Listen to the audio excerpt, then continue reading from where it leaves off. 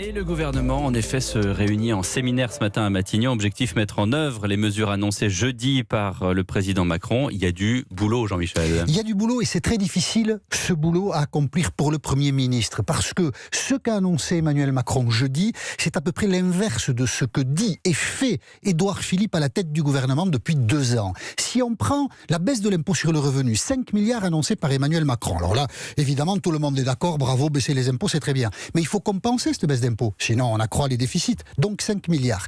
Qu'a dit Emmanuel Macron jeudi? À la surprise un peu générale, il a dit, on va s'en prendre aux niches fiscales des entreprises, aux allègements fiscaux des entreprises. À charge pour Édouard Philippe de trouver quels allègements fiscaux pour les entreprises, il faut supprimer. Mais supprimer les allègements fiscaux, on peut appeler ça comme on veut, c'est augmenter les impôts des entreprises. Ça, c'était pas prévu au programme, surtout pour Édouard Philippe, qui, quand il tire les leçons du grand débat début avril, parle de l'immense exaspération fiscale des Français. Eh bien, le voilà contraint aujourd'hui d'augmenter les impôts des entreprises. Et ça, Édouard Philippe, il n'y était pas du tout prêt. Il a toujours préféré parler, alors ça paraît comme ça du sabir, mais c'est concret, de la baisse des dépenses publiques. Oh, la baisse, ça, en France, ça fait 20 ans qu'on en parle et qu'on ne le fait pas. Mais alors Édouard Philippe, il était à cheval là-dessus.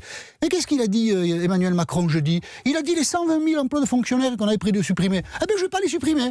Alors vous pensez que les syndicats de la fonction publique, ils ont entendu ça? Et ça, Édouard Philippe, il n'avait pas anticipé non plus. On verra ce qu'en dira Gérald Darmanin, invité d'Audrey Crespo-Mara tout à l'heure. Ça, c'est quand même assez nouveau, ce demi-tour complet du président de la République et donc du Premier ministre qui est obligé de suivre. Une autre mesure a été très peu commentée, annoncée par Emmanuel Macron. Emmanuel Macron a dit que dans les grandes sections de maternelle, les CP, les classes de CE1, il n'y aurait pas plus de 24 élèves désormais. Ouais. Alors ça, on n'y a pas trop réfléchi, mais en général, il y a 28, 30, 32 élèves dans ces classes-là. La maire adjointe de Toulouse, chargée de l'enseignement, a dit, si on applique cette mesure à Toulouse, uniquement à Toulouse, on ouvre 60 classes supplémentaires et on construit 8 écoles supplémentaires. Ah ben dis donc, ça fait de l'argent ça. Là, c'est pas la baisse des dépenses publiques, là c'est la dépense des dépenses publiques. Les spécialistes disent que sur l'ensemble des territoires, ce serait entre 1000 et 1500 classes qu'il faudrait ouvrir. Ah ben bravo monsieur Édouard Philippe, il va falloir ouvrir le porte-monnaie maintenant. On baisse plus les dépenses publiques. Et tout ça, Édouard Philippe, il avait aucun discours là-dessus. Il avait un discours inverse. Simplement, quand on est à Matignon, qu'est-ce qu'on est obligé de faire? Eh bien d'appliquer les directives du chef, ou de démissionner, mais ça personne ne pense qu'Édouard Philippe va démissionner.